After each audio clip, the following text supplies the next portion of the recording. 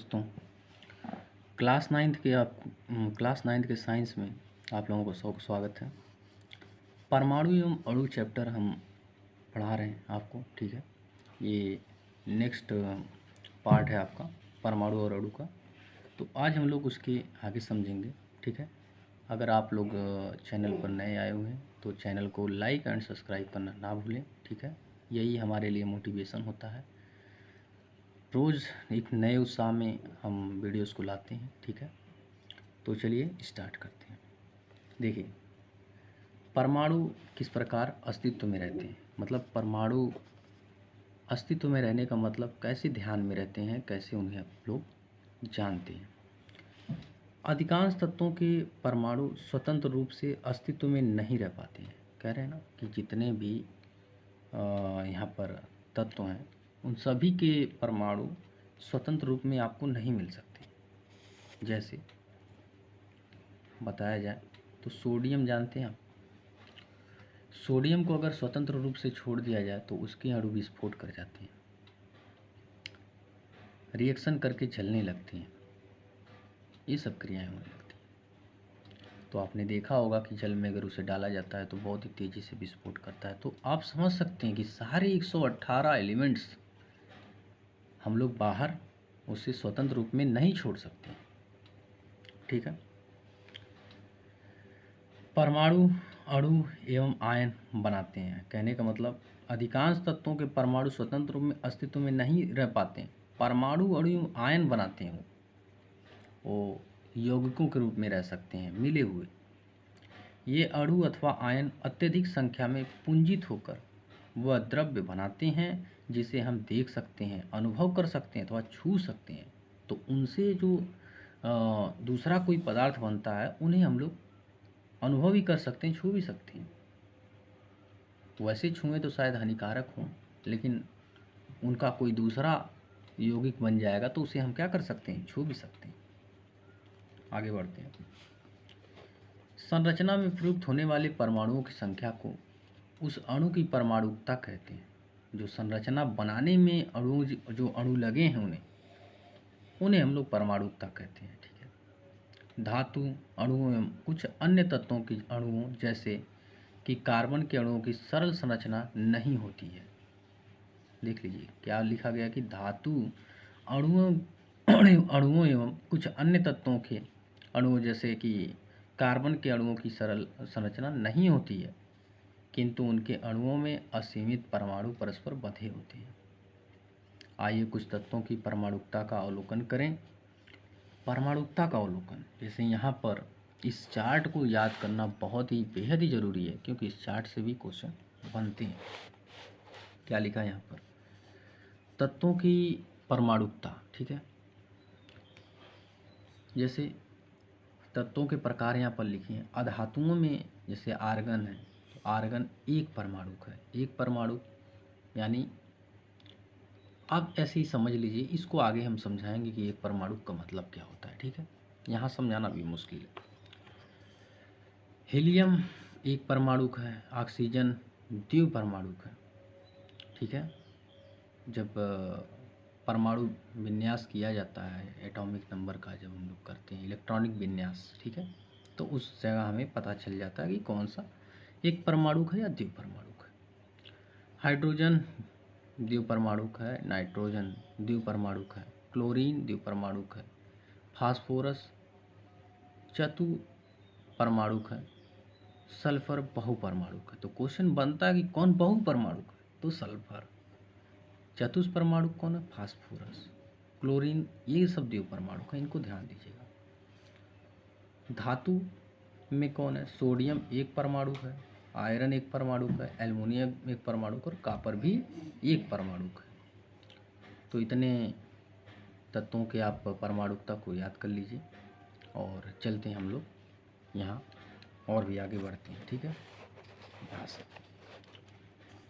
ठीक है, देखते हैं अणु क्या है, समझते हैं कि अणु क्या है।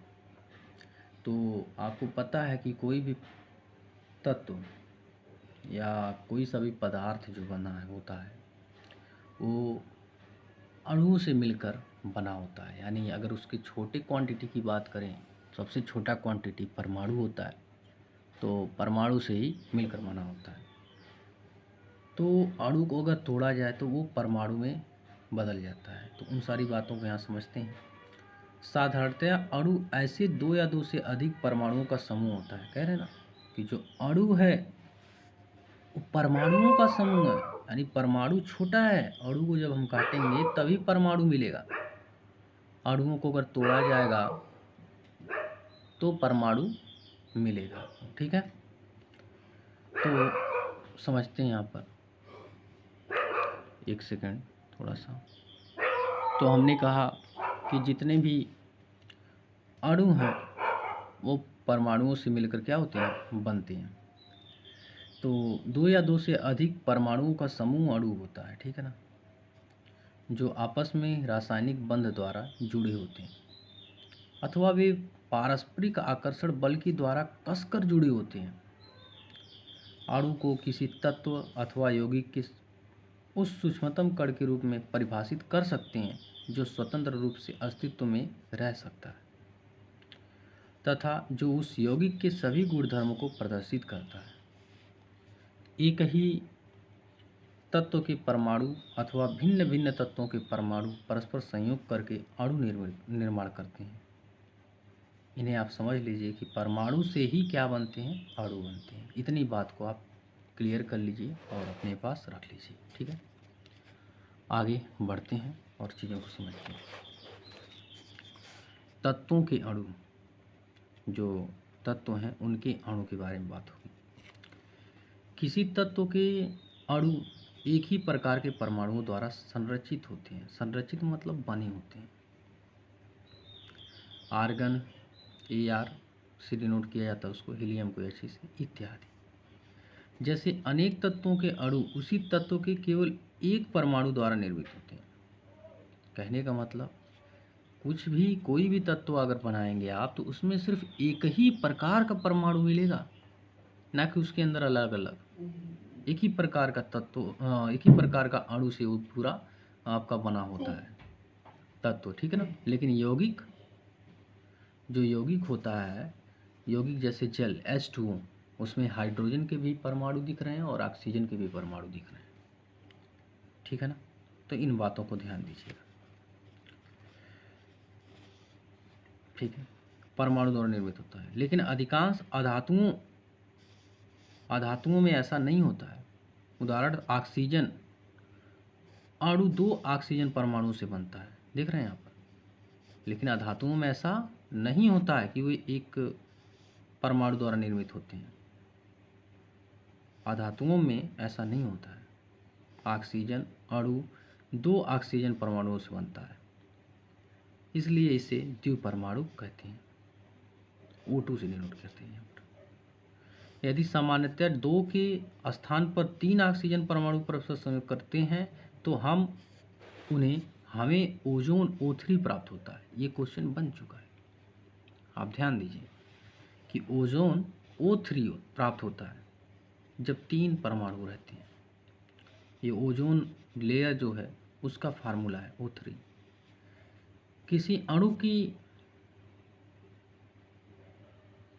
हाँ थोड़ा सा हम ये पहले बता दिए थे ऊपर वाला, जिसे फिर से समझा देते हैं। हाँ, यहाँ पर देख सकते हैं तो O3 प्राप्त होता है किसी अणु की। यहाँ पर ये लाइनें मैं पहले ही समझा दिया था आपको। संरचना में प्रयुक्त होने वाले परमाणु की संख्या को उस अणु की परमाणुकता कहते हैं। तो वही बातें यहाँ पर जो परमाणुकता के बारे में मैं बताया था ये यहाँ पर लिखी हुई हैं। ठीक है, नीचे तक ही, तो इन्हें आप देख सकते हैं और समझने की कोशिश करेंगे। तो मैं ये समझा चुका हूँ पहले ही, आप इसे समझ लीजिएगा। अब यौगिकों के अणु के बारे में बात करेंगे, यानी यौगिक के अंदर जो अणु हैं उनके बारे में।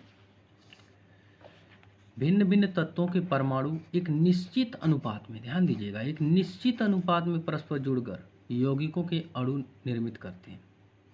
सारणी 3.4 में कुछ उदाहरण दिए गए हैं। 3.4 में क्या किए गए हैं, उदाहरण दिए गए। तो समझते हैं 3.4 यहाँ पर, ठीक है, दिख रहा होगा आपको। थोड़ा सा और मेंटेन करते हैं। चलिए,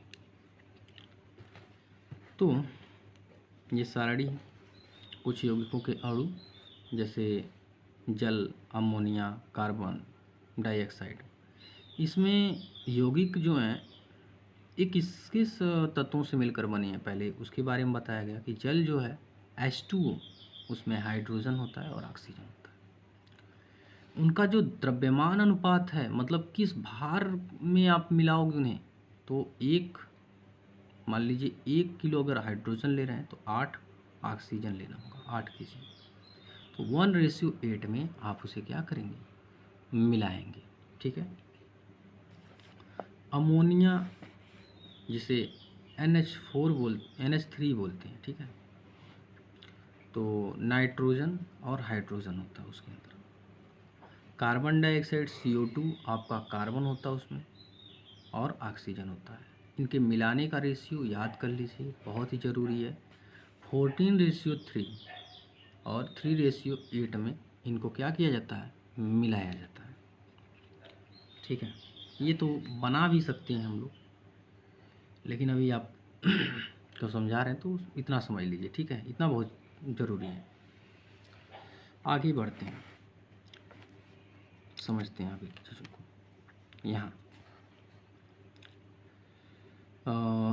यहाँ पर दिया गया है तत्व द्रव्यमान अनुपात, कुछ दिया गया है, इसे आप देख सकते हैं। आगे हम लोग देखते हैं। यहाँ इस प्रकार देखिए, यहाँ 1/8 है, तो इस तरीके से यहाँ पर सरलतम जो अनुपात इनका बन रहा है 2:1 बन रहा है। इस प्रकार जल अणु में प्रयुक्त परमाणुओं की संख्या का अनुपात, जल अणु में प्रयुक्त परमाणुओं की संख्या का अनुपात, अणु, जैसे मैं यहाँ लिख के बताता हूँ आपको। देखिए, जैसे अभी द्रव्यमान अनुपात देखें हैं जल का, H2O का द्रव्यमान जो अनुपात है इनका, वो है 1:8। अभी 1:8 कैसे बना, तो आपको पता होगा द्रव्यमान अनुपात अलग होता है, द्रव्यमान अनुपात अलग है, और परमाणुओं का अनुपात यहाँ पर देख सकते हैं, यहाँ लिखा है ना, परमाणुओं की संख्याओं का अनुपात, तो परमाणु संख्या अलग होता है, परमाणु संख्या का अनुपात अलग, परमाणुओं का अनुपात बताते हैं हमको। तो इसका फार्मूला H2O है, तो इसमें 2 परमाणु हैं हाइड्रोजन के, तो 2 यहाँ पर हो जाएगा, और ऑक्सीजन के 1 है, तो 1:1। यानी इसके जो परमाणुओं का अनुपात है 2:1 है, लेकिन द्रव्यमान का जो अनुपात होता है तो सबका अलग अलग द्रव्यमान निकालना होता है और उनका अनुपात करना होगा। हाइड्रोजन का द्रव्यमान, हाइड्रोजन 1 आता है, हाइड्रोजन का द्रव्यमान 1 होता है, और यहाँ 2 है, तो 1 और 2 मिला के 2 हो जाएगा, मतलब गुणा हो गया। और ऑक्सीजन परमाणु क्रमांक ऑक्सीजन का 8 होता है, लेकिन जो परमाणु भार होता है इसका 16 होता है, तो परमाणु भार ले करके हम इनका रेशियो बनाएंगे, तो 1:8 है। ठीक है, तो द्रव्यमान अनुपात अलग है और परमाणुओं का अनुपात अलग है। परमाणुओं का अनुपात आप देख के बता दोगे तुरंत ये, लेकिन ये आपको निकालना पड़ता है। ठीक है, तो आई होप आपको समझ में आया होगा। तो बढ़ते हैं आगे और भी चीज़ों को समझाते हैं। तो देखिए यहाँ पर आयन क्या होता है, आयन क्या होता है। धातु एवं अधातु युक्त यौगिक आवेशित कणों से बने होते हैं, इन आवेशित कणों को आयन कहते हैं।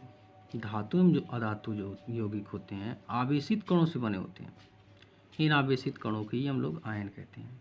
आयन एक आवेशित परमाणु अथवा परमाणुओं का एक ऐसा समूह होता है जिस पर नेट आवेश विद्यमान होता है। यह ऋण आवेश अथवा धन आवेश होता है। आप जानते हैं कि आवेश 2 टाइप के होते हैं, एक धन आवेश और एक ऋण आवेश होते हैं, तो ये 2 टाइप के हो सकते हैं। यहाँ पर ऋण आवेशित आयन को ऋणायन तथा धनावेशित आयन को धनायन कहते हैं। ठीक है, उदाहरण के लिए सोडियम क्लोराइड NaCl को लीजिए, इसमें धनात्मक सोडियम आयन, ये सोडियम क्या है, धातु है।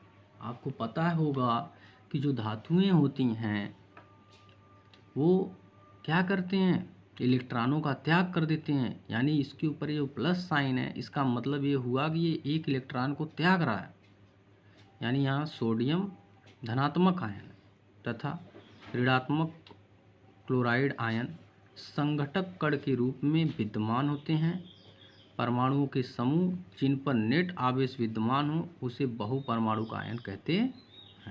कहने का मतलब परमाणुओं का वो समूह जहाँ पर बहुत मतलब आवेश विद्यमान हो उसे बहुपरमाणु का आयन कहते हैं। वहाँ पर बहुत से आयन होते हैं।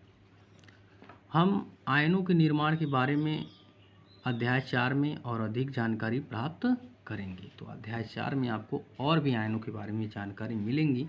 फिलहाल यहाँ आप आगे की चीज़ों को समझिए। जैसे यहाँ पर कैल्शियम है, संगठक तत्व। यहाँ पर कैल्शियम ऑक्साइड दिख रहा है, यहाँ पर मैग्नीशियम सल्फाइड और सोडियम क्लोराइड दिख रहा है आपको। तो कैल्शियम ऑक्साइड एक यौगिक है, यहाँ पर आयनिक यौगिक है। तो कैल्शियम एवं ऑक्सीजन इसमें है, तो उनके द्रव्यमानों का जो अनुपात है यहाँ पर 5:2 दिख रहा है। तो अलग अलग सबके द्रव्यमानों का अनुपात यहाँ पर दिया है। ठीक है, बहुत ही इम्पॉर्टेंट है, इन्हें आपको लर्न करना पड़ेगा। ठीक है, सोडियम का 23:35.5 होता है। क्लोरीन का 17 मतलब परमाणु क्रमांक होता है, परमाणु भार 35.5 होता है, यानी 35.5 होता है। इसे ध्यान देना पड़ेगा। अब हम लोग यहाँ देखेंगे कि रासायनिक सूत्र कैसे लिखा जाता है। ठीक है, तो रासायनिक सूत्र को लिखना हम कल आपको सिखाएंगे एक तरीके से, और हम लोग बहुत ही अच्छे से रासायनिक सूत्र को लिखना सीख जाएंगे। ठीक है, मैं बहुत सारे एग्जाम्पल लाऊंगा जिससे आपको समझाने की भरपूर कोशिश की जाएगी। ठीक है, तो आज के लिए इतना ही, मिलेंगे नेक्स्ट वीडियो में। तब तक के लिए आप लोग एंजॉय करिए और खुश रहिए। ठीक है।